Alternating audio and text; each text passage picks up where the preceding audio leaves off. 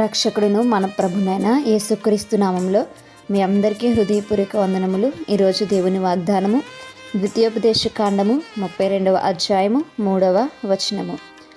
నేను యెహోవా నామమును ప్రకటించెదను, మన దేవుని మహత్యమును కొనియాడుడి.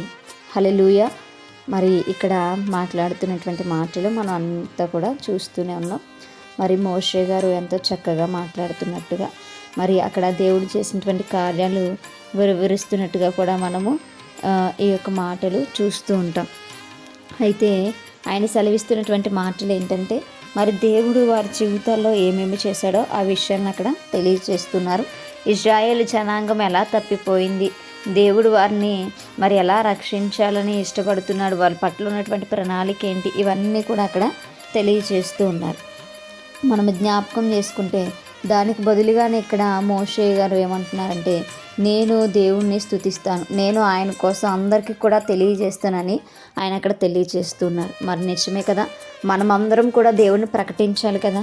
ఆ బాధ్యత దేవుడు మనకి అప్పగించి ఉన్నాడు. ఎందుకు అనంటే, మరి నిజమైనటువంటి దేవుడిని మనం కనుగొన్నాం. ఆయన కొరకు మరి ఇంకా అనేక మంది రక్షింపబడాలి అని అంటే మనము ప్రకటించాలి. ఆయన నామం ప్రకటించేటువంటి వారముగా ఉండాలి.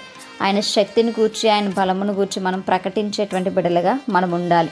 మరి ఆయన గొప్ప దేవుడు గనుక, ఆయనే నిజమైనటువంటి దేవుడు గనుక ఈ విషయాన్ని సర్వలోకమునకు మనం ప్రకటింపబదులమై ఉన్నాం.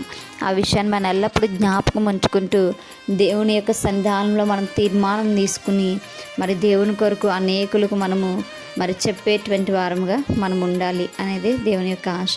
మరి ఒక మోషే గారు, ఒక దావీదు గారు, లేదు అనంటే ఒక పౌలు గారు, ఒక పేతురు గారు, వీళ్ళకి మాత్రమే దేవుడు ఆ యొక్క ధన్యతను ఇవ్వలేదు. మనందరికీ కూడా దేవుడు ఆ ధన్యతని ఇచ్చాడు, దేవుని కొరకు ఇతరులకు చెప్పేటువంటి ధన్యతను. కాబట్టి మనము మరి ఇతరులకు దేవుని కొరకు చెప్పేటువంటి వారముగా ఉండాలి. దేవుని యొక్క మహత్యం కోసం చెప్పేటువంటి వారముగా ఉండాలి. దేవుని కోసం మనం ఇతరులకి చెప్పేటువంటి వారముగా మనం ఉండాలి.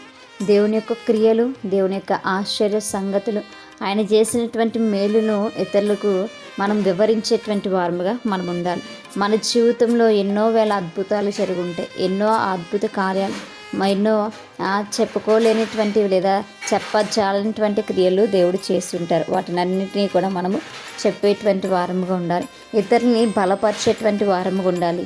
ఇతరుల్ని దేవునిలోనికి నడిపించేటువంటి వారముగా మనం అందరం కూడా ఉండాలి.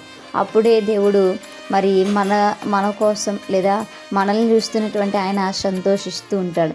మనము ఆయనలోనికి అనేక మందిని ఆహ్వానించినప్పుడు దేవుడు మనకు సహాయం చేయడానికైనా ఇష్టపడుతూ ఉంటాడు. కాబట్టి ఆయనను మనం ప్రకటించుదాం, ఆయన వెంబడించుదాం, ఆయన ఘనపరచుదాం, ఆయన స్తుతించుదాం. అటువంటి కృప దేవుడు మనందరికీ కూడా దయచేయునుగాక. మనం ప్రార్థించుకుందాం. పరిశుద్ధుడా, మహాగణుడా, గొప్పవాడా, మీకు వందనాలు ప్రభువా. అయా, నువ్వు చేసిన మేలులు ఎంతో గొప్పవి. అయా, మేము మీకు సాక్షులుగా నీ నామమును ప్రకటించేటువంటి వారముగా, నీ క్రియలను వివరించేటువంటి వారముగా మమ్మల్ని నిలవబెట్టుకోమని, మా ప్రార్థన ఆలకించి అంగీకరించమని, అయా ఈ ప్రార్థన దయచేసి మీ పాదశానికి చేర్చుకోమని యేసయ్య అతి పరిశుద్ధ నామములో అతి మిక్కిలి వినయముగా బ్రతిమలాడి వేడుకొని పొందించిన మా ప్రియ పరలోకపు మా కన్న తండ్రి. ఆమేన్. Praise the Lord everyone. May God bless you all.